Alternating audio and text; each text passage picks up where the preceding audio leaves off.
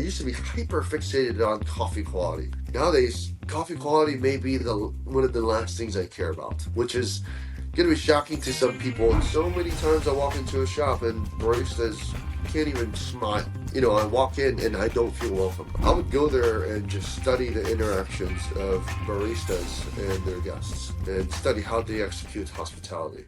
Welcome back to the Coffee Nerds. My name is Alejo, and today I'm so excited to share with you this conversation that I got to have with Jay Kim.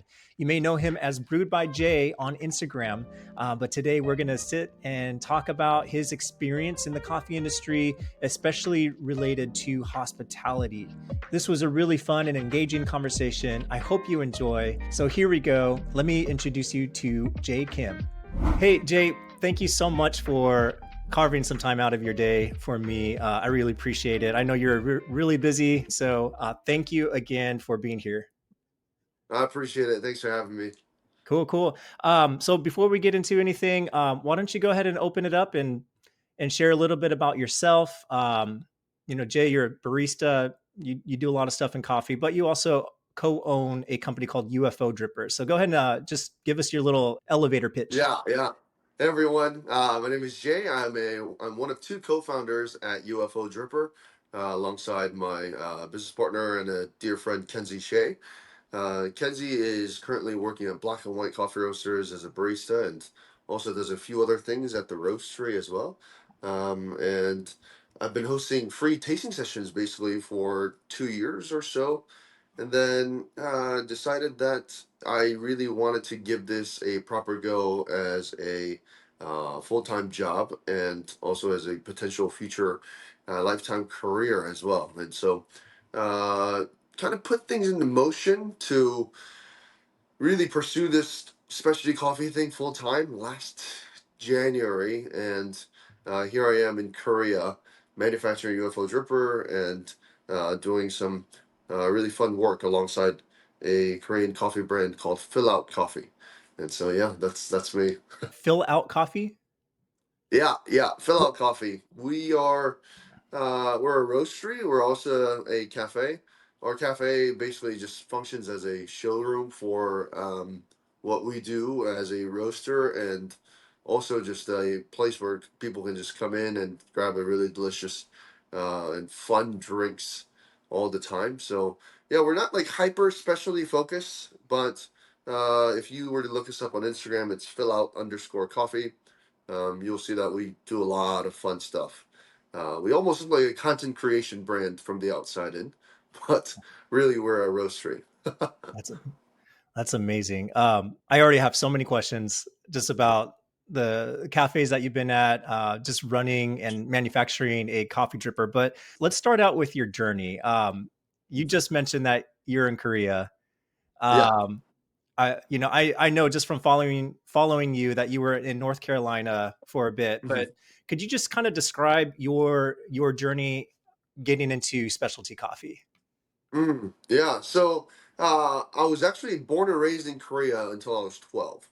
And growing up, my mom's always been doing hand drip, which is what we call it here in Korea, which is basically pour over. It is a slightly different style of a filtered coffee, but at the end of the day, it's basically still a pour over. But yeah, so I was always kind of around specialty coffee just due to the fact that my mom enjoyed it. But it wasn't until really around college that I really started to gain interest in what specialty coffee was and all the flavors that it had to offer. And so, yeah, I've actually, believe it or not, most people don't know this, but I've never worked as a barista, even to this date.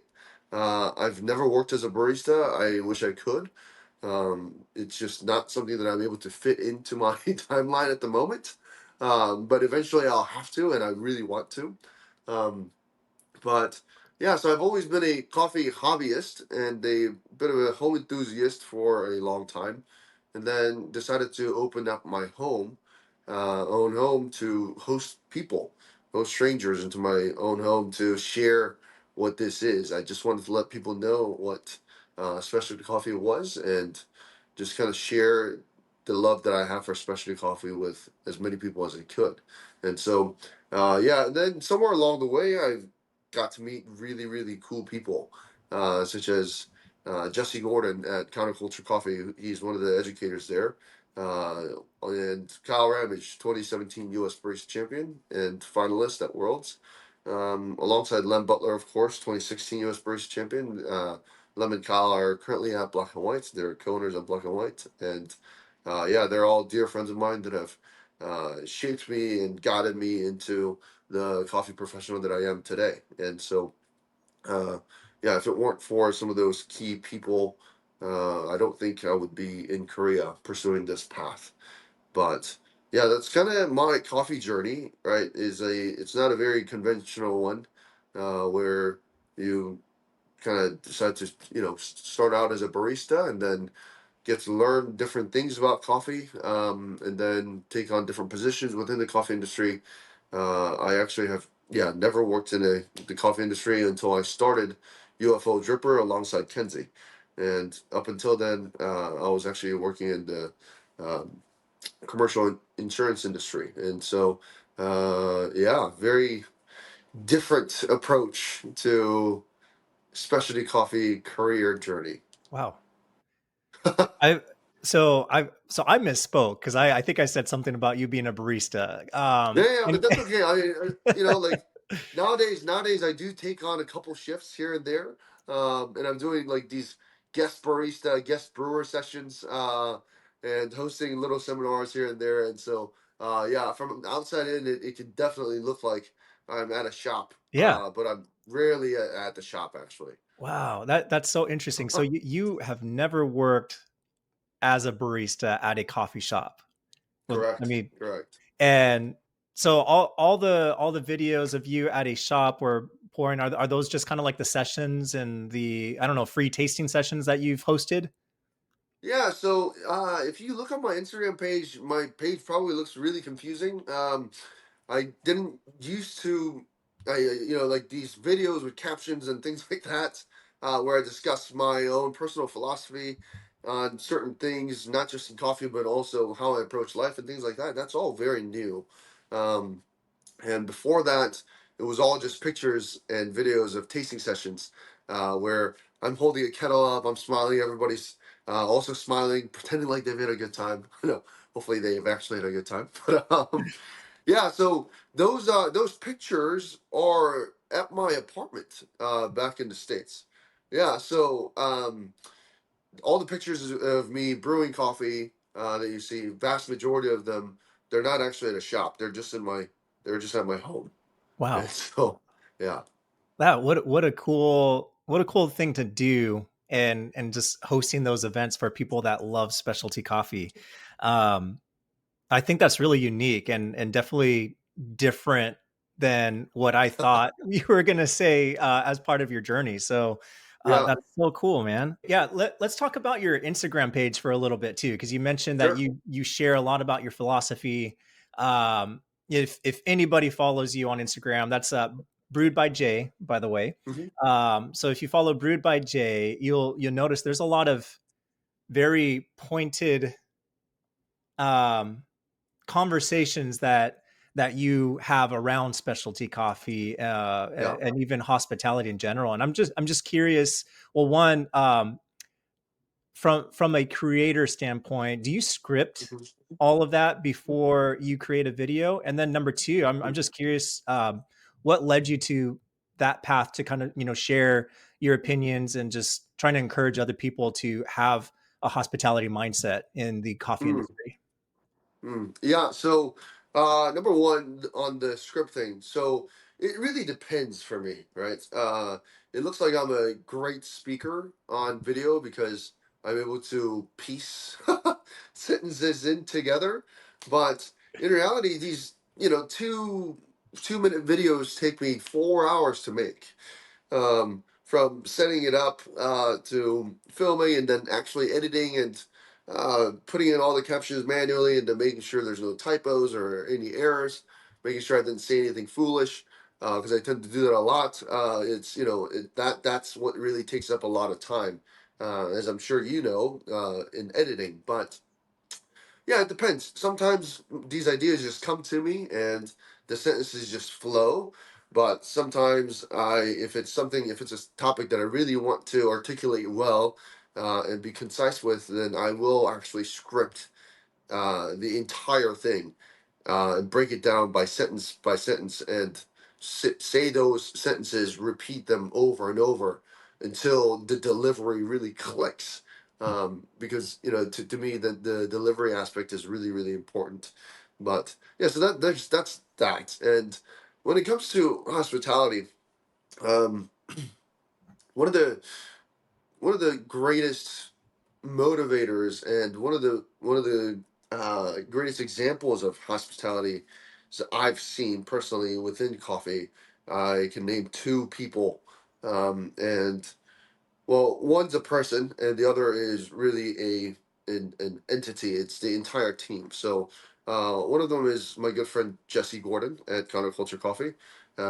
Him as an educator is incredibly talented in not only delivering the correct pieces of information to the general public, but also just in being incredibly hospitable to people that are trying to be more knowledgeable about specialty coffee and try to understand what specialty coffee even is. So Counterculture hosts these tasting at 10 every Friday at 10 in the morning at Counterculture um, education centers. And well, they're training facilities, training centers. But yeah, they're open to public and they're entirely free. And Jesse is one of the educators that hosts them. And so I look to him for a lot of motivation and also just inspiration when it comes to how to handle crowds and how to handle questions and objections and people's curiosities and feed them in a positive manner to let them into this specialty coffee community in the most positive way. And so, yeah, Jesse Gordon, one of the greats in coffee for me. And second would be Fount Coffee. So Fount Coffee is a coffee shop, as the name may suggest, and it's a team of four owners and a lot of staff member. So they also have an entire food lineup. All their everything on the menu is gluten free, um, which as a person that loves gluten, for me to go to a cafe that's gluten free and consume their foods as much as I did is absolutely insane, and goes to show how delicious their gluten free offerings are. But uh, one of the four owners and my good friend George Kilgore, he runs an incredibly tight ship. But he is one of the greatest examples of leading a team of hospitable crew, right? So whenever I think about prime examples of hospitality, I would say it's Fountain Coffee. Regardless of what day of the week you go, what time of the day you go, regardless of who's working, you're going to get the same level of hospitality delivered to you every single visit. And that's something that's incredibly rare to see. And so that's why I continue to say that it's not just George, although he is an incredible leader alongside the three co-owners, but really there's Emma Jane, who's one of the managers. There's all these other people that are contributing to Fount's concept of hospitality, which is let's really take care of our customers. Let's really take care of people that come in and feed the community. And I'm not sure that I've seen any other cafe do that better than Fount. And seeing the community thrive and seeing people that enjoy specialty coffee and nerd out about specialty coffee um, be in harmony alongside people that just come in for pumpkin spice lattes and just really embrace a sense of community around a business is really, really inspiring. And that's only possible due to the culture that Fount Coffee provides. And so, yeah, when it comes to hospitality, I would say Jesse Gordon and the entire team at Fount Coffee. Very cool. Let's go a little bit further into that. Could you share a little example or story Hmm. of having a very positive experience with the hospitality that you're seeing with Fount Coffee or any other example that you have? Yeah, yeah. So, uh, as some of you that are listening may also agree to this, and even you, Leo, may agree to this, is if you have any form of presence online or offline as a coffee person, whether it be you have 100 followers or 1,000 followers or 10,000 followers or 5 million followers, whatever it may be, when you walk into a local shop, uh, you're often going to get a slightly different treatment, and that is that business owners are very well aware of what little power and influence you may actually have on the community, depending on what you share as a coffee person that goes around and shares different opinions and provides reviews, right? And so it did get to a point where, for me personally, it was difficult for me to just walk into a shop locally and enjoy the space as just a local coffee customer, right? It was always a bit of special treatment, whether it be, oh, here's an extra brew that you didn't order, or here's a discount, or here's this, here's that. There was always that. And so I think it becomes difficult to become objective about the level of hospitality that cafes provide if you're only looking at it from your point of view as a coffee person that's present online, um, or that people know about, whether it be 5 people, 10 people, doesn't matter. You're going to get a different level of treatment. But I say this because it's not just me that experienced this. Um, even even my first time into Fount was with my friend Brian Kwan and Richard, who's the owner and founder of X Bloom. And so from the very beginning stages of my relationship with Fount, I was probably seen as this guy. It's like, who is this guy? Why is he with Richard and Brian? Right. I used to just stay at home, like I said, and I didn't really venture out to cafes. But yeah, Brian was in town, and Brian said, "Hey, we're gonna go check out Fount." I said, "Okay, where is that?" And yeah, if it weren't for Brian, I probably would have never gone to Fount actually. But yeah, so there are points where I look back at how my relationship with Fount started, but uh, I was thoroughly impressed and inspired from day one, the interactions that Fount and its customers had, and so yeah, I laid that foundation of I understand that as a coffee person, right? People are going to give you special treatments, but this isn't about just me. This is about my observations.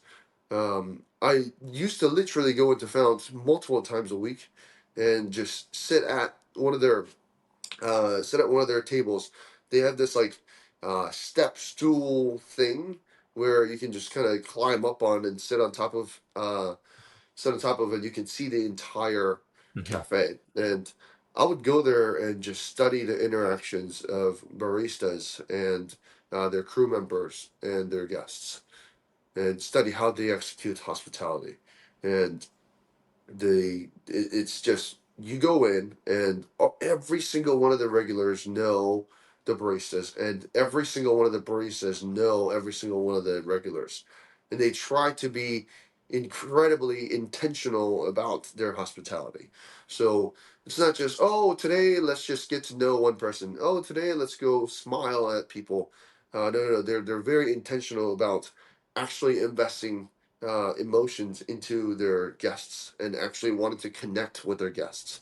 So, uh, there's always going to be small talk in some of these specialty cafes, specialty coffee shops, but this isn't just small talk. This is intentional and genuine care for the customers, genuine and intentional um, building of community within the culture that they've created inside of the shop.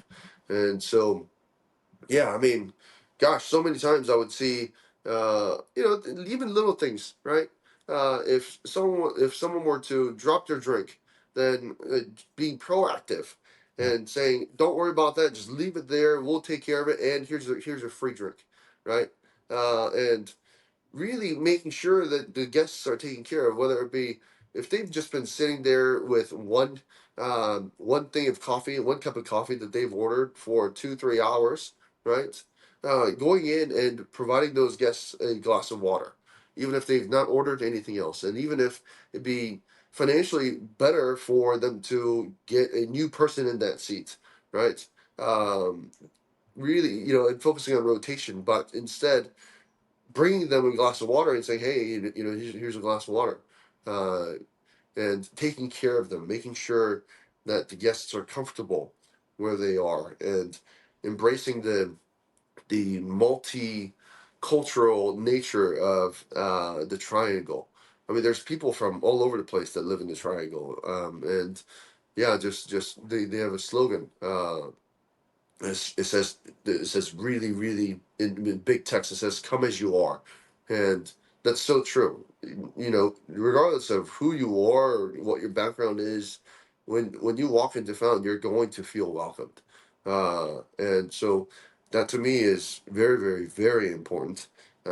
Making sure that guests feel welcome.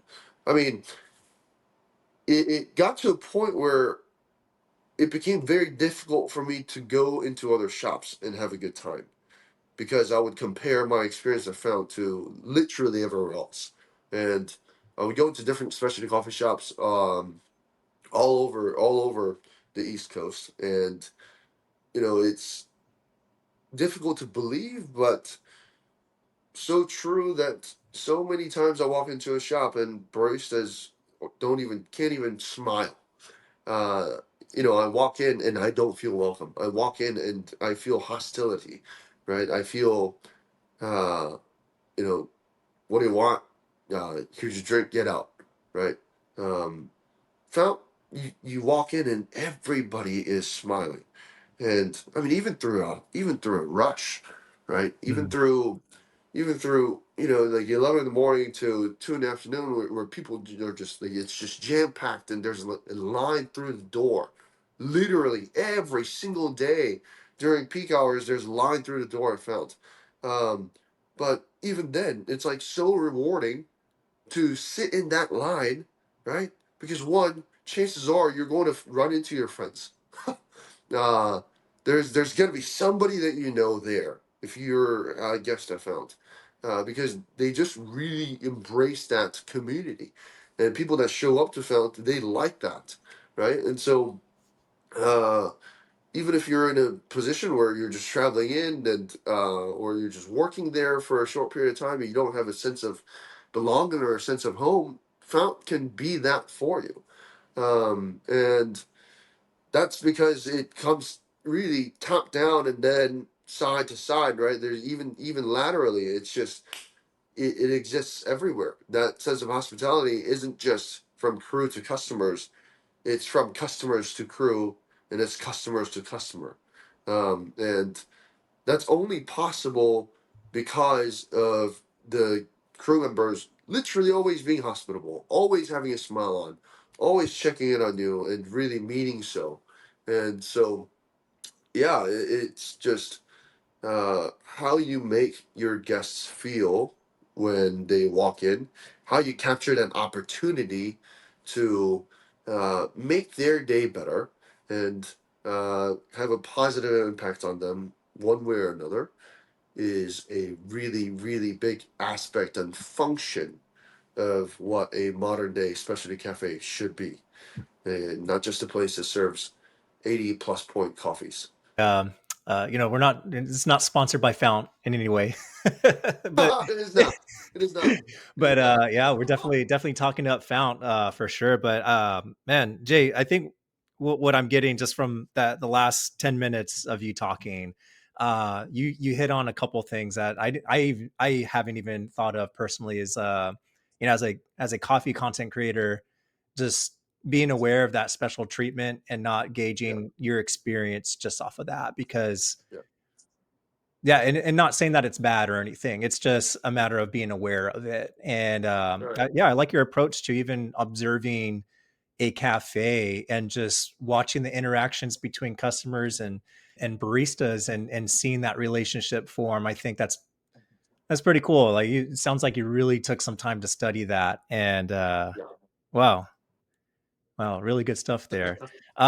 So just to kind of flip the script, Hmm. and this could go a bunch of directions, but I'm sure with the positive experiences that you've had at Fount, you've also experienced some um, Oh, absolutely. bad service as well. So let's talk, or maybe you can share a little bit about some experiences where maybe it wasn't as good.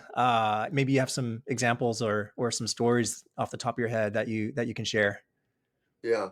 Uh, I would say, unfortunately, vast majority of my experiences at specialty coffee shops are bad. Um, at least to my standards. And And and maybe and sorry to interrupt at this point, but also we're not trying to shame anyone either on this exactly, exactly, conversation. So exactly. we don't have to share exact names or anything like that. Yeah, But yeah, but yeah. I Of think you course, can of still course, share. of I still think course, we can talk about it of course, and of and course. have a positive outlook at least.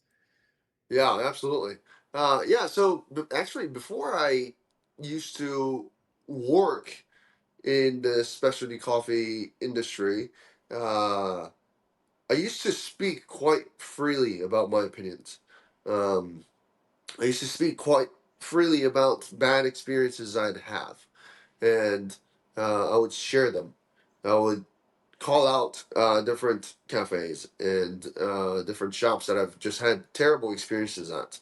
And what's what's kind of both unfortunate and good at the same time is that especially coffee is one of those things where if a customer is critical of a cafe or a service or a roaster publicly, it doesn't fare very well for that person. um, and that I've always found to be interesting.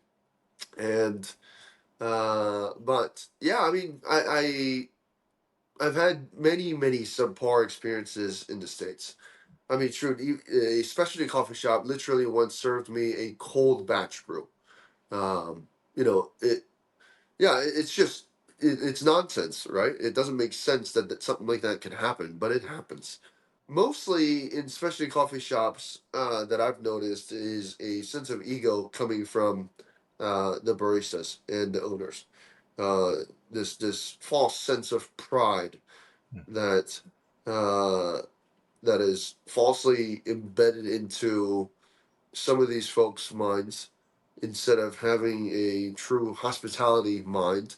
Because look, specialty coffee still takes up only a very small percentage of the market share. And so people are going to have questions and people are going to want to ask different things about why certain things are done a certain way. And for me personally, I've always had this approach of you should be able to explain literally every single one of your moves. Uh, from where the kettle is placed to where you have people line up to how your bathroom looks and smells. I think that every single touch point should be intentional. Um, and again, this is, I mean, yeah, like I don't want to continue to talk about film, but it's just something that George does really well. Is he discusses this idea of literally everything that you see and interact with matters inside of a cafe, right? But yeah, so I've had many bad experiences, and vast majority of them, I would say, comes down to a very simple yet a difficult problem at hand, which is the level of emotional intelligence amongst baristas. Um, and I say that because emotional intelligence is incredibly difficult to not only grasp but also continue to train. But what's incredible about emotional intelligence is that once you have it dialed, then you have it dialed. And emotional intelligence may be one of the greatest factors in how well you can execute hospitality, how well you can read how the person, how the guest is feeling, is going to be the greatest determinant factor of how you treat that said guest, right? How quickly you're able to read how the guest's day may be going, or how quickly you can understand the guest's needs via their body language or whatever they're doing, or they're on the phone, or do they look like they're in a rush? Do I really need to get this drink to them quickly? Or do they have a little bit of time? Are they in a talkative mood today? Should I ask questions? Should I back off? Right? All of those things are judgments that must be made in milliseconds, right? And saying the wrong thing once and asking the wrong question once can absolutely destroy a relationship between a cafe and a customer. And so in shops that I've gone to where I've had bad services and bad experiences at, I would say two things really is one, their lack of emotional intelligence, and two, their lack of hospitality. I mean, I've gone into shops where they had incredible coffees, but their hospitality just was terrible, right? Their attitude was just terrible.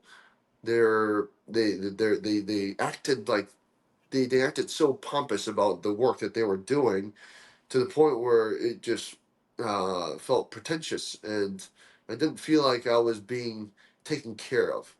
And so, yeah, I would say those two things are what kind of make up a negative cafe experience for me. Would you say that that's probably the most common issue with where we are today with specialty coffee? Yes, and my approach on this has actually changed a lot. I used to always think I used to be hyper fixated on coffee quality, and nowadays coffee quality may be the one of the last things I care about, Mm. which is going to be shocking to some people that mean from my past. Um, yeah, I always used to think coffee has to be exceptional every single time. But now it's just kind of like, you know what? Not really. Uh, as long as there's coffee there, it's fine. It's of course, good coffee helps. Good coffee helps. Even in Korea, the shops that I frequent, the shops that I enjoy, such as John Small Roastery in Korea, he roasts incredible coffee. Um, but like I might really be there for Moses's tiramisu. It's John and Moses. It's a two person team, and yeah. But anyway, Moses's tiramisu is incredible. John's coffees are incredible, but if John and Moses were not good people, if John and Moses weren't hospitable people, right? From the very first interaction I've had, I probably wouldn't continue to go. Uh, and sure, John's coffee intrigued me. Sure, Moses' tiramisu intrigued me. But what keeps me there, what continues to bring me back to them, is this relationship of trust that I've built with them. That whenever I go there, I'm going to be treated with um, care, and I'm going to feel taken care of, and I'm going to feel seen. I'm going to feel heard. I'm going to feel understood as a customer, and that's what really matters the most to me now. Is how well are you taking care of your customers? Because we've gotten to a point where uh, most coffee shops, most specialty coffee shops, the quality isn't going to vary that greatly anymore. I think Vast majority of coffee shops are sitting somewhere around here, and very few coffee shops are sitting here, right? But there's not many shops that are here. It's most of them are here, and very few are here, right? And so if you're here, if you're serving this level coffee, and your hospitality is down here, I don't want to go to your shop. I would rather have this level coffee and this level hospitality, right? Because here's the thing: vast majority of people don't care. Vast majority of customers don't care about, oh, this washed Catura from Colombia or whatever it may be, right? Like this natural whatever. Like they don't care. What they care more about is the environment, the ambiance, the culture, the seating, the aesthetics, right? Like, are there plants there? Is there a natural light that come in? When I walk into that shop, do I feel welcomed? Do I feel like it's a place where I can stay and bring my friends for an extended period of time? Is this a safe space for me, or do I feel uncomfortable when I'm there? Right? Those things matter so much more than the cup quality itself. And uh, gosh, I can already, I can, I can already see some of my friends laughing because they're probably so happy to hear me say this. Uh, because they've tried to tell me this for so long that, it's not about just the coffee. But as someone that ran those tasting sessions, and those tasting sessions that I ran, they weren't for specialty coffee lovers. Yeah, that's another thing too. Is you had mentioned earlier that like it was amazing to see like these crowds of people that were into specialty coffee. Sure, sure, specialty coffee enthusiasts and specialty coffee industry workers would also come join my session, but vast majority of my guests were people that have never ever heard of specialty coffee before. They've literally their my tasting sessions were their first interaction with specialty coffee, and so for me, as someone who uh, was really proud of what specialty coffee was, right, and is, and was really proud of the work that my friends were putting out as a roaster. uh, for me, it was really important to hyperfixate on taste. So I would dial in every single one of the coffees, right? Like every week, I would have anywhere from 6 to 8 different coffees that I would showcase in one session. These tasting sessions were anywhere between 2 hours to 3 hours long, usually right around 2 hours. Um, but because I knew that it was my opportunity to reel in another person into specialty coffee, I wanted to make sure the entire experience was exceptional and that the coffee taste was exceptional. And so I would spend hours and hours to dial in those coffees and have data and showcase to people like, hey, look, this is what I did, this is what I tried, and this grind size and with this grinder, with this water, with this dripper, with this filter, like this combination didn't work, and so I tried this, and this is how these flavors exist right now, and like not everyone cared about those things, but that information was available um, because to me, my tasting sessions, that's what I thought was the most important. And as it turns out, it wasn't just the coffees that impressed my guests and kept my guests in specialty coffee, but my hospitality. Um, and so, yeah, I mean, like the hospitality part, to be fair, kind of came naturally for me. Um, Growing up, my family we've always hosted friends. We've always hosted people, and so I've somewhat been trained to host people. Right, and I've worked at restaurant as a server, and my time there, I think, really helped with me running these tasting sessions and making sure that my guests feel taken care of. Although my tasting sessions were entirely free every single time for nearly 2 years, and these coffees that we would drink were, yeah, I mean, like, they were world class coffees basically every single time. But with the help of my friends, I was able to keep my tasting sessions free. So it was incredibly low risk for people. They just had to show up to a stranger's house. So that's high risk. But outside of showing up, there was no risk. Um, but yeah, I mean, I didn't try to sell them on anything, like literally never. I didn't make a single cent off of doing tasting sessions. It was all straight out of passion. But um, anyway, yeah. So I don't even know how we got off to this tangent about me and my tasting sessions. But yeah, really just I want to be taken care of. And I want my guests to be taken care of. And I want my guests to feel comfortable.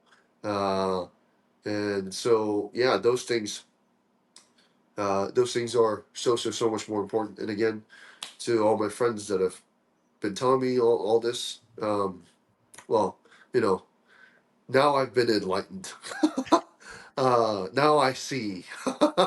But yeah, Man, that's so cool. And I hope people are getting this as you're talking. It's just there is a level of greatness, I guess, that we kind of expect out of specialty coffee.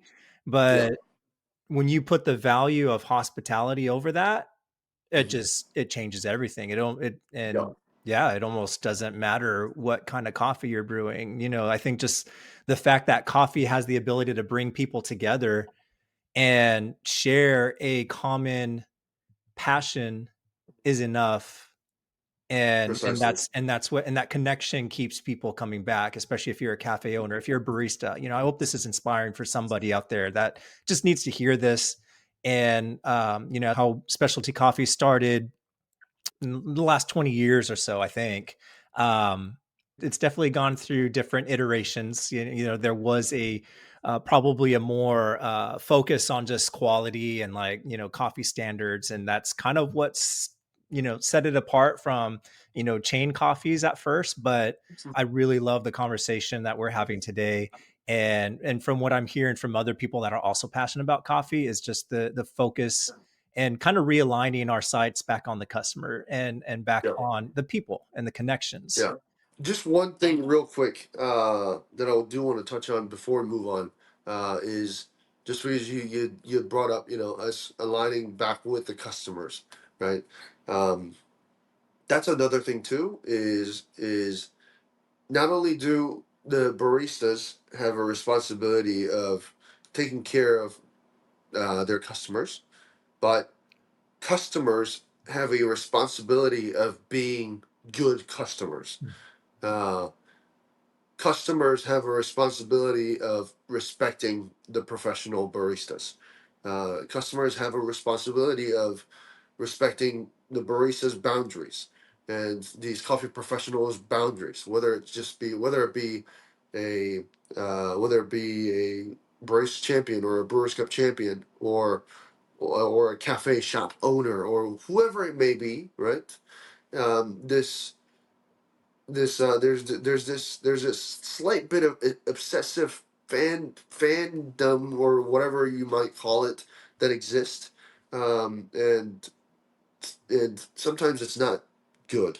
Um, I think oftentimes than not, we were seeing excessive levels of interest and desire to get to know what's happening on the inside of a cafe operation or a business operation, or wanting to get to know someone a little bit too deeply without respecting their boundaries. Or asking questions about how the coffee is brewed, or asking questions about um, their protocols and things like that. Not just out of pure curiosity, but with a bit of uh, unhealthy dose of skepticism and criticism. When customers have that approach towards the professionals, it's never going to create a good relationship. It's never going to create a positive relationship. And so I think it's really important as consumers and customers, right, on the flip side of things, to check our own selves, check their own selves, and understand, okay, if I am asking respect from them, if I'm asking for hospitality from them, I need to be able to provide the same. Uh, just because you're handing them $6, $7, $10, or whatever, doesn't mean that you can be disrespectful. And too many people are too disrespectful, really. And I think that may be the reason why some of these baristas may be shutting down. Right.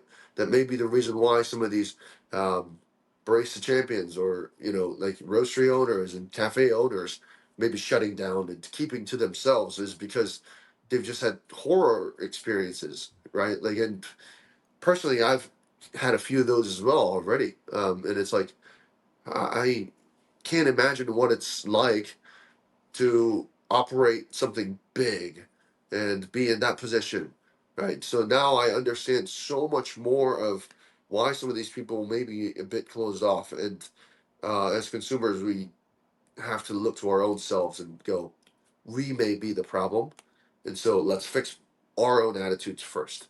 And so, yeah. Anyway, I mean that just everybody's got a responsibility here. yeah, yeah, We all have a responsibility to each other, and I mean we can't fix another person, but we can fix ourselves.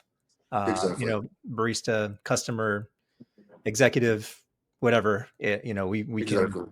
we can control ourselves basically. Yes. How do you think the specialty coffee industry is shaping up, and what do you think? I don't know. What's your opinion on where it's going to head in about 5, 10 years from now? Yeah, it's really interesting. We're seeing, of course, a lot of automation with the advancement of technology, and especially AI.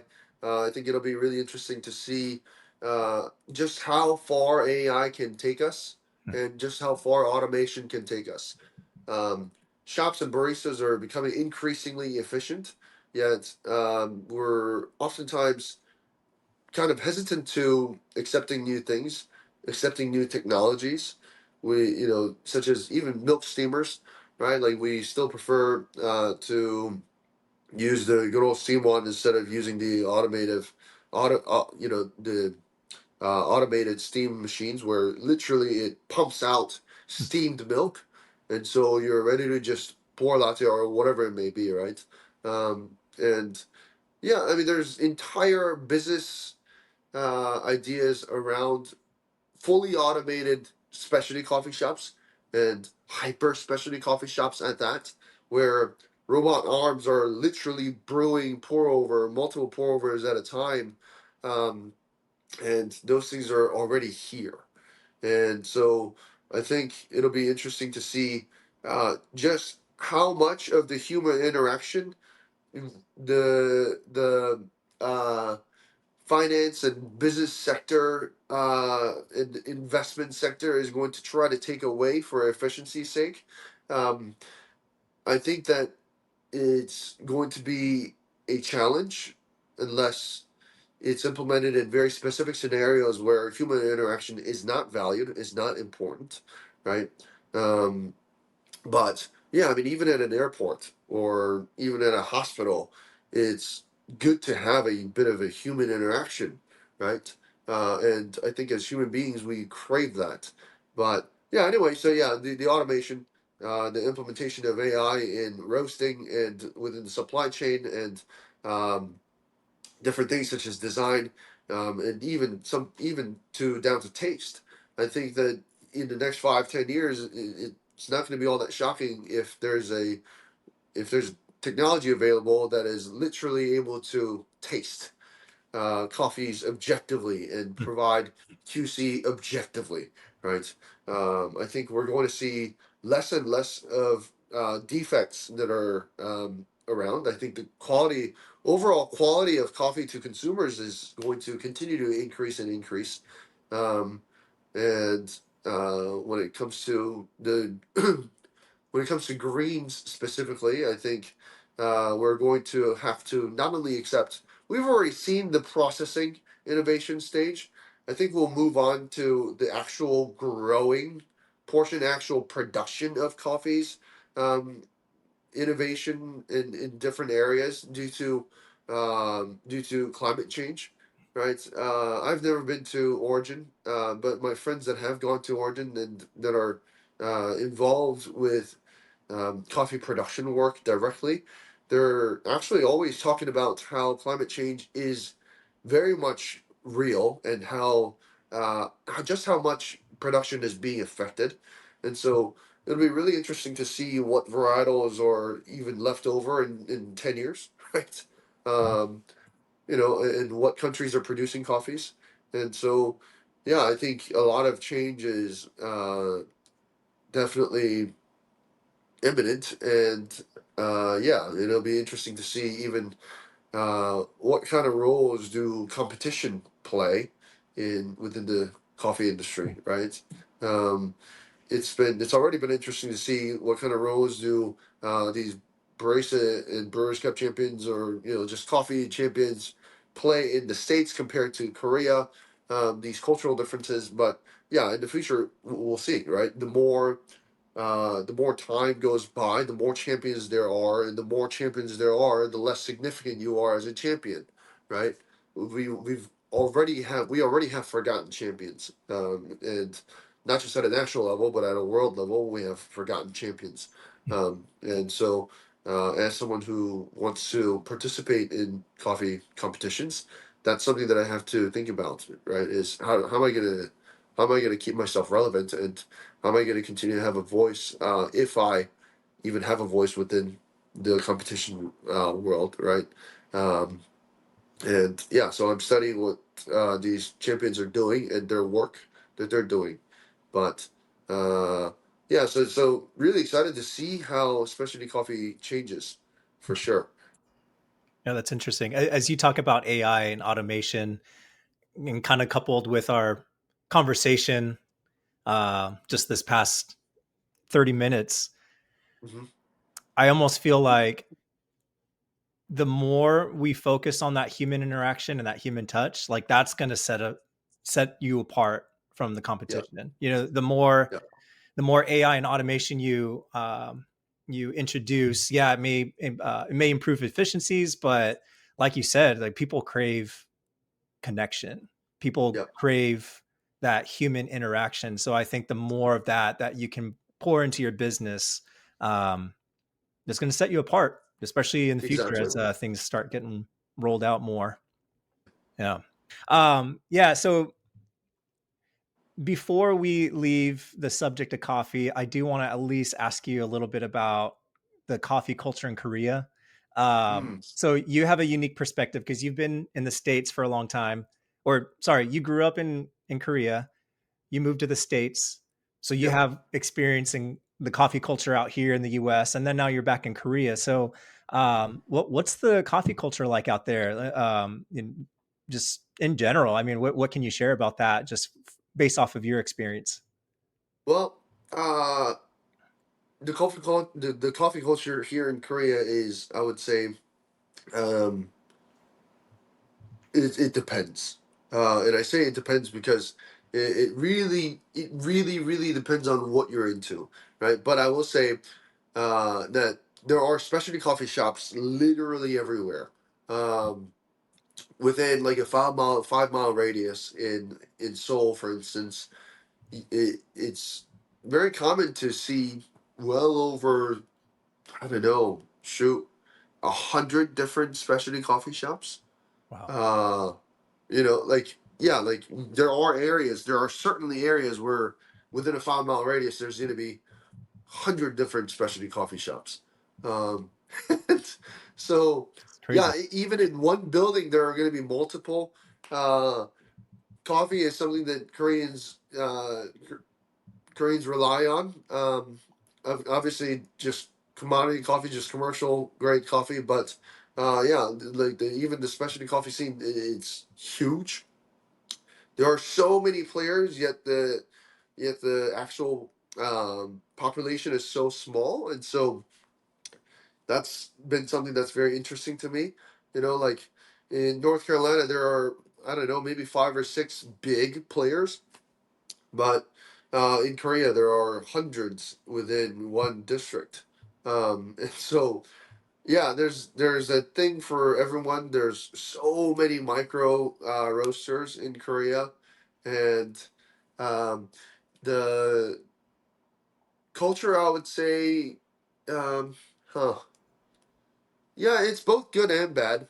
Just like in the States, there's pros and cons, but um, in Korea, I would say is incredibly difficult to find a sense of community, real life community as a consumer.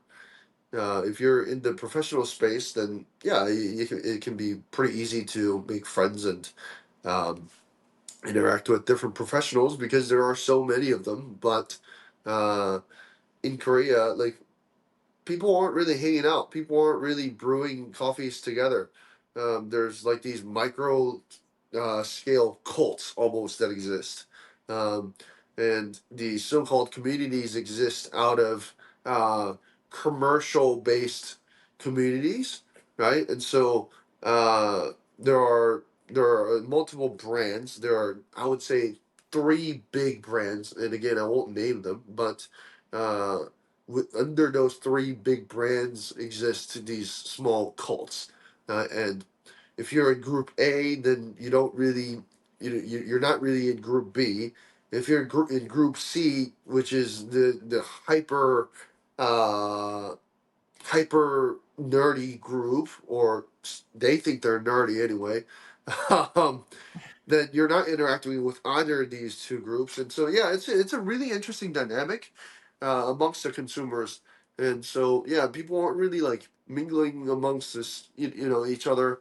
They're not really meeting up to go on cafe tours together or meet up at a cafe, and so yeah, I don't know. I still don't know why that is exactly, but but I think that's not just a coffee culture thing. I think it's more so a Korean culture thing.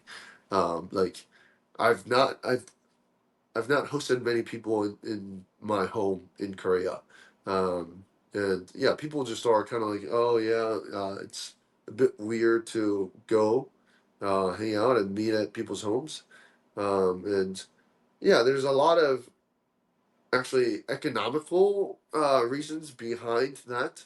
Um, the reason why the Korean coffee culture and the society functions the way it does is largely based on its economical functions and um, how the society has shaped up. But uh, yeah, it's interesting. Yeah. Yeah, really, really interesting. Yeah, stuff that you don't really think about, until you interact with somebody who's actually there. So that's pretty cool, though. Exactly. So earlier you mentioned innovations in coffee. I know we touched on AI, but like kind of taking a step back on other innovations, you've got UFO drippers, Yeah. and I just wanted to briefly touch on that because I am still like, a pour over. I to me at least in my mind, I how do you Yeah. improve on a pour over? So I brew with the V60. I brew with the V60. I know Kalita is very popular. You got other things like the I Yeah. think Cafe. You got the oh gosh, now I'm blanking. I should know all this stuff. Um, but yeah, you created the UFO Dripper. Last how many years has it been since you started that? Actually, I think we're coming up on our 1 year anniversary as a company. Wow. Yeah, And so yeah, this month it'll be 1 year. Yeah. that's awesome. Congratulations. 1 year Thank you. UFO Drippers. Thank Um, you. but how did you go down this road and into figuring out a different way to brew using a pour over Yeah. machine? So it wasn't me. So many people think it's just me, but largely, I would say, yeah, it was Kenzie. So Kenzie and I, and to understand this, I kind of have to get into Kenzie and I's relationship, and so Kenzie and I met through my coffee tasting session. He messaged me on Instagram, wanted to come to one of my sessions, and I said, "Sure, please come." And so he came, and he's coffee big coffee nerd. Also at the time, Kenzie was an engineering student at NC State, um, and yeah, big coffee nerd, working as a barista. And I've never met a barista. I've never met a professional barista as nerdy as Kenzie, right? Like wanted to dive into the science of extraction as much as Kenzie. So it was really interesting to me to have Kenzie come. Uh, and then he left, and he messaged me out of the blue saying, "Hey Jay, I know you're of course into brewing coffee. I know you have all these drippers. Um, would you be interested in making a dripper?" And I said no. Very, very quickly and very clearly, I said no. Why would you want to do that? Uh, I'm perfectly fine with my Aurea and the V60.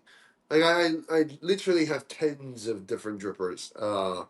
In my collection. Like I'm looking at them right now, and yeah, it's a bit absurd. But um, yeah, so I said, why would you make another dripper?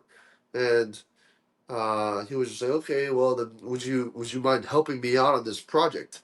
And I said, sure, of course, yeah, let's do it.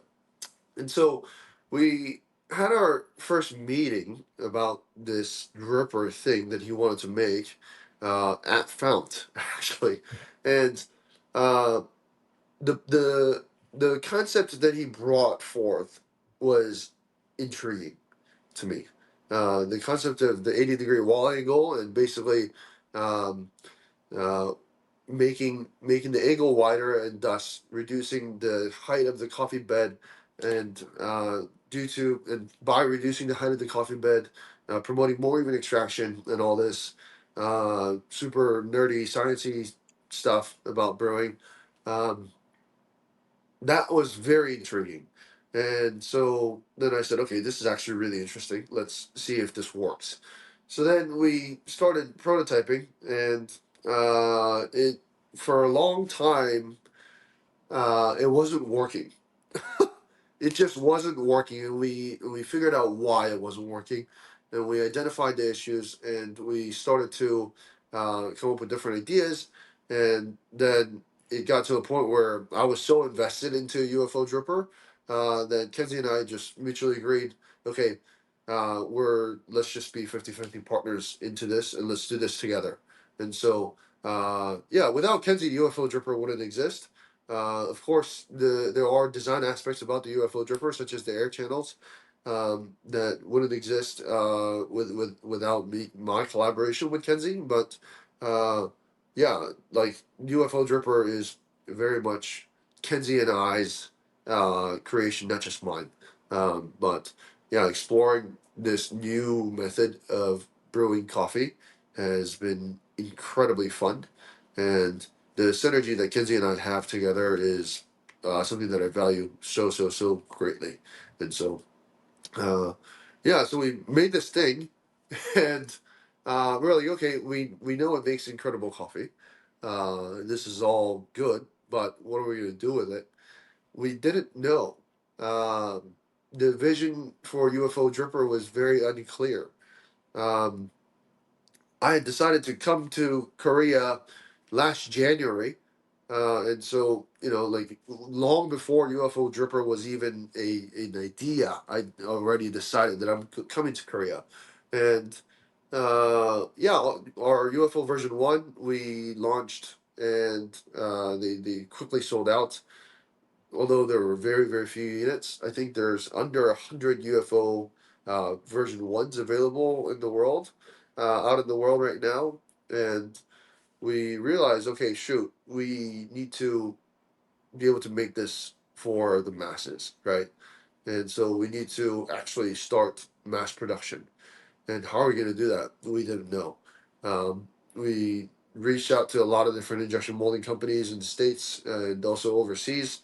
Yeah, in the states it was incredibly expensive. It was far too expensive. We couldn't afford it, and China, we could afford it. Indonesia, we could afford it.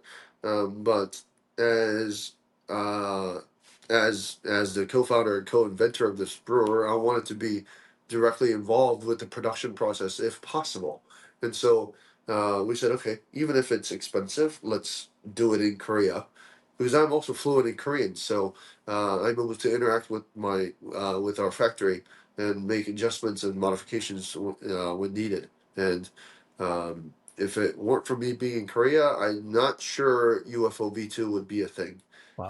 Um, yeah, so there's that, and of course, Wataru, Japanese Brewers Cup champion, he reached out to us when we were doing R&D for V1 and said, "Hey, my name is Wataru. I'm in Japanese Brewers Cup Championship finals, and I would like to explore using your dripper for Japanese Brewers Cup finals." And we were not ready, and so we said, "Look, we're so sorry, but we can't make that happen. But if you win Japanese Brewers Cup, please do reach out to us, and we'll literally do whatever is necessary to make that happen." And then a few weeks later, he just messaged us saying, "Hey guys, I won. I'm the current Japanese Brewers Cup champion," and we're like, "Oh, whoa!" Um, and so yeah, we sold him 4 units. And then he took that to Worlds and placed second in Worlds with our version 1 unit, which was a 3D printed product. Um, yeah, I mean, all of that was honestly absurd. I think that's the very first 3D printed dripper to ever place in finals at a world level, and for sure the first dripper to debut on the within half a year of development to debut at Worlds and place second at Worlds and become used by the runner-up champion. So yeah, it's all crazy. And so, through Wataru's success and through Wataru's accomplishments, we've been able to do a lot with the UFO Dripper. And quite frankly, it's no exaggeration that if it weren't for Wataru, UFO Dripper wouldn't be where it is right now. Wow. Um, and so, yeah, very grateful for so many different pieces of synergies that have existed. Um, because of the UFO Dripper's unique 80-degree wall angle, none of the traditional filters really fit. You have to fold to make it fit. I mean, you could even use a regular Hario V60 filter and fold it to make it fit, but because the 80-degree wall angle actually slows down the flow rate, it's not exactly optimal. Unless you use very specific filters, such as Cafec T90 or Cerberus filters that are flat and you just fold. But my friends over at Cerberus, Lambert, he's been great help for UFO's success thus far as well, in that he was willing to collaborate with us and create UFO specific filters. And so um, yeah, so many people to thank. I mean, yeah, all these people that have been involved with our project has been incredible. And so, yeah. As you describe the UFO dripper, I'm just like, "Man, I really want to get my hands on one and try it out. It sounds so cool."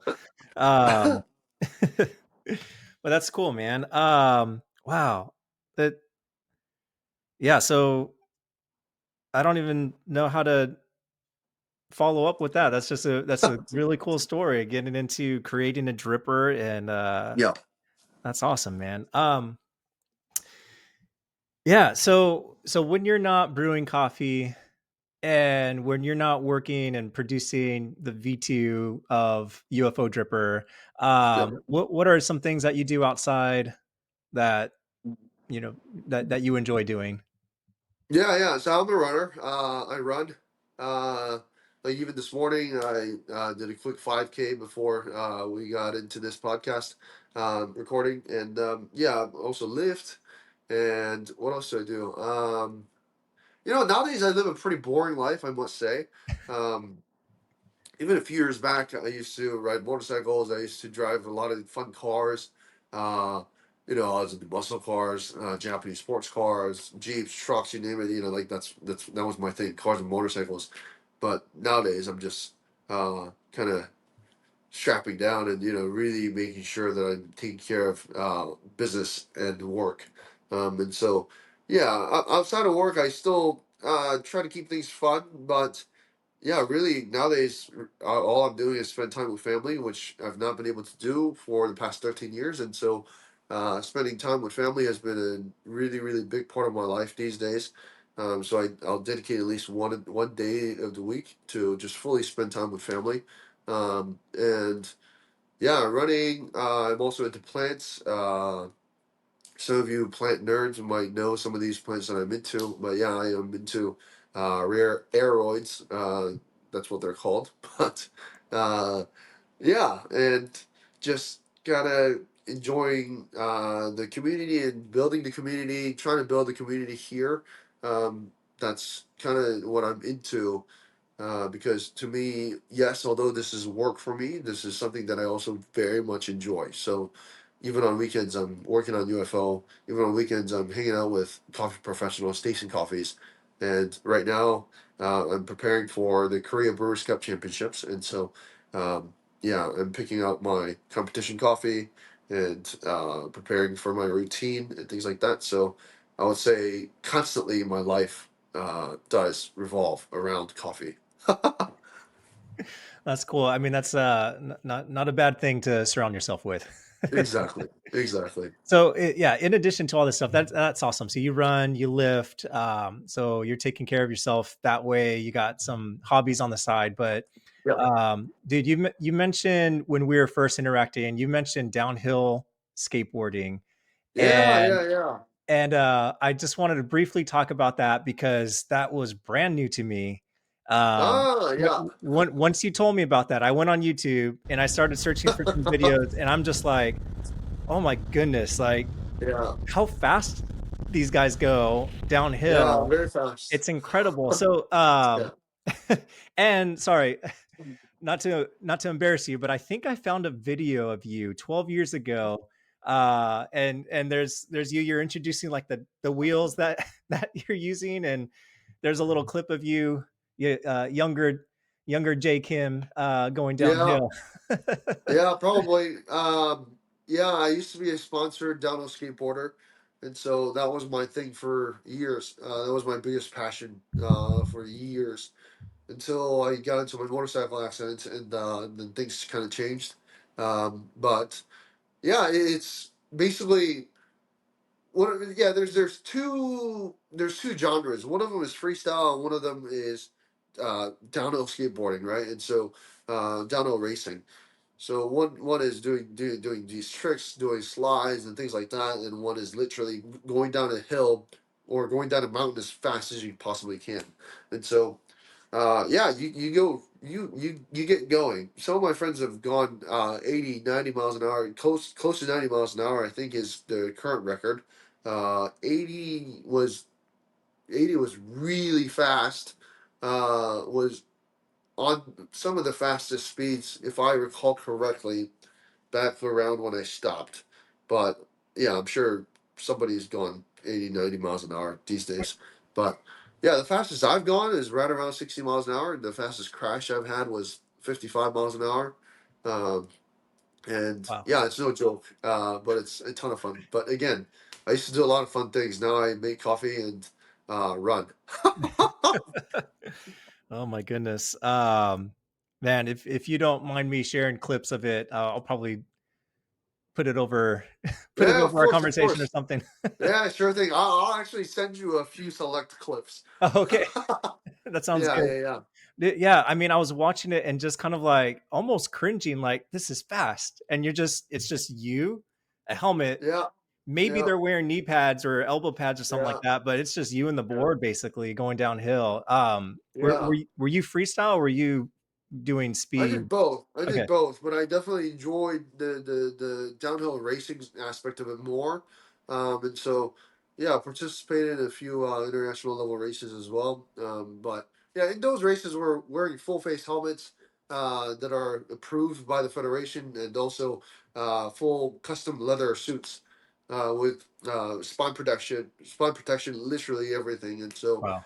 yeah, because when you fall off a skateboard going 60 miles an hour or 50 miles an hour, it hurts. And so, uh, and road rashes really, really suck. And we try to minimize that by wearing these protective gear. But yeah, luckily I've actually never broke a single bone in my life.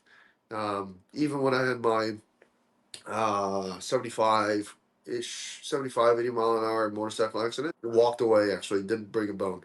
Wow. That's Yeah, amazing. yeah.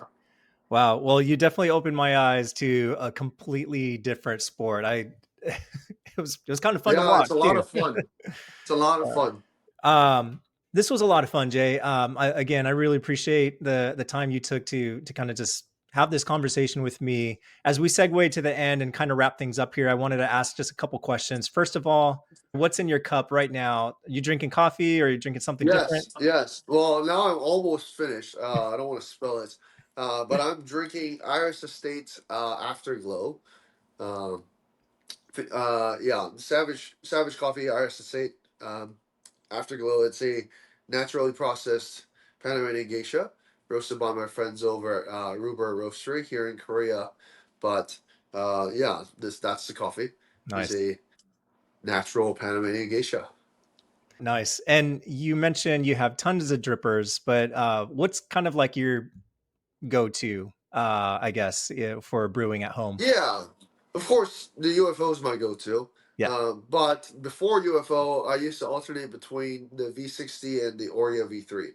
Both of those drippers are absolutely incredible, and yeah, I mean, like to the point where I've told people like, hey, if you're brand new to brewing coffee, pick up a V60 and a flat bottom dripper of any sort. Before you get into the UFO and all these other things, don't complicate things for yourself. Don't spend an exorbitant amount of money on things. Just pick up a $6 dripper and and some filters and see if you like it, right? But yeah, I would say a V60 is always going to be my answer for people if they're getting into brewing pour overs at home. nice. And then for people, I mean, you have a lot of experience with this actually. For people that are brand new to specialty coffee and just getting into it, Yeah, yeah. what are I don't know, what's your favorite tips to give for people brand new to specialty coffee? Curiosity is going to take you a long way. Curiosity is going to continue to fuel this this hobby if you want to turn it into a hobby, or if you just want to enjoy it as an educated consumer. What whatever direction it is that you may choose to go, I would say to stay curious and to question things and to stay skeptical, but but in a healthy manner. Um, and also to have a really good understanding of different processing methods and how some of these flavors can come about. Of course, it's no secret that I love heavily processed coffees as well, right? Like co-fermented coffees and urban naturals, yeast inoculated coffees. I welcome the advanced processing methods, but I think for people that are brand new to specialty coffee, it's going to be incredibly important to have a solid foundation of what specialty coffee naturally can taste like via just traditional wash and traditional natural processed coffees first, and exploring different varietals, and then getting introduced to co-fermented coffees and other heavily processed coffees, but consuming those coffees with a foundation of clean coffees, and on top of that, knowing exactly how those flavors came about, or because sometimes they're not always the most transparent, but try to dig into how those flavors came about, and that'll help you understand and be able to enjoy your beverage more. I like that. And then, what are some good business tips that you would give to people that are maybe even interested in starting their own business or even inventing something? What are some tips that you give that person? Yeah, yeah. So within the specialty coffee industry, I'm a baby entrepreneur. So many of my friends are so much more qualified to answer a question like this, but uh, I'll still go ahead from my own perspective. Creating the UFO Dripper alongside Kenzie is really, really, really be aware of where your money is going, and try to bootstrap as much as you can. Literally as much as you can. I think for Kenzie and I, what's been the most important for us is really doing as much work as we can. Without, of course, burning ourselves out. But yeah, we've not hired any help. I'm folding boxes. Kenzie folds boxes. Kenzie ships units. Now we've now we're at a point where we've changed the dynamics of that so that Kenzie can focus on more R&D and really focus on doing technical development because that's where Kenzie shines and I take care of different roles. But before that, I mean, yeah, Kenzie and I would pack boxes till 2 in the morning. We'd stay up overnight. Whatever you got to do, you got to do it. And yeah, I think really trying to make sure that you're aware of where your money is going and what that money is going to do for you. Staying on top of your cash flow and expenses is going to be a very, very, very important thing. And so, yeah, that's something I think about as a business person, as an entrepreneur. Is uh, yeah, always make sure that your business is going to actually make money. If your business isn't making money, you're a charity, you're not a business. And if you're not making money, then that's not going to be a sustainable thing. And for me, I want I want my brands to be sustainable. I want my brands to stay around. I want my businesses to have a long lasting impact. And so that's something that Kenzie and I are going to be striving for, even with the UFO Dripper, right? Is to make sure that UFO Dripper is a brand and a business that people can continue to uh, explore our products and continue to interact with us for a long period of time, maybe even long after we're gone. We'll see, but that's the goal. And so to get there, we have to be aware of where our money's going and why. So yeah. And where can people find you? Either your own, if people want to connect with you directly, or check out UFO Drippers. Yeah, so that's a really good question. I say that because it's going to be a little bit challenging for people to find me in person these days. Even if you're in Korea, I don't work at our shop. I'm rarely at our shop. I'm actually more so at other people's shops than I am at Fillout. But yeah, you can generally find me on just my Instagram. If you were to reach out to Brew by J, say you're in Korea and you want to link up, then please message me there. I'd love to show you around if possible. I'd love to share some of my favorite cafes with you. But yeah, it can be a bit difficult with how hectic things are right now. But yeah, I'll always try. So yeah. Awesome. And then UFO Drippers, where can we find that? Just at UFO Dripper on Instagram and also UFO Dripper at gmail.com if you were to have any inquiries or questions. But yeah, I mean, like UFO Dripper, you can literally ask just via my Brew by J account or UFO Dripper account, either or. And yeah, we have multiple wholesale partners and retail partners, but in US, our main primary distributor is going to be Slow Pour Supply. Black and White Coffee Roasters also carries them, and so yeah, if you were to be looking for units, then please look to those places for US, and for everywhere else, UFODripper.com, and we ship internationally. Jay, again, this was really awesome to talk with you and Yes, just thank you. have you share your experience with me. I wanted to end this conversation in a brewed by Jay fashion. So I'm I'm going to do my best to do it, but I'm going to let you actually finish us off. So until next time, deuces. Deuces. Love it. um, Love it. Jay, why don't you finish us off here? Because I think you do it better than me. Yeah, man. Thanks everyone for tuning in. Thank you, Leo, for your interest in what I've been up to, and wanted to share kind of my coffee journey with the folks out there. And so, until next time, deuces. Hey guys, thanks so much for being here. I hope you enjoyed this video, and if you did, please like and subscribe so that you don't miss out on any future episodes that we have planned. Let us know what you thought by leaving a comment, or you can email us directly at hello@thecoffeenerds.co. You can also visit our website at thecoffeenerds.co or follow us on Instagram at thecoffeenerds. I hope you join us again in the future as we continue to have real conversations with real coffee nerds. Cheers.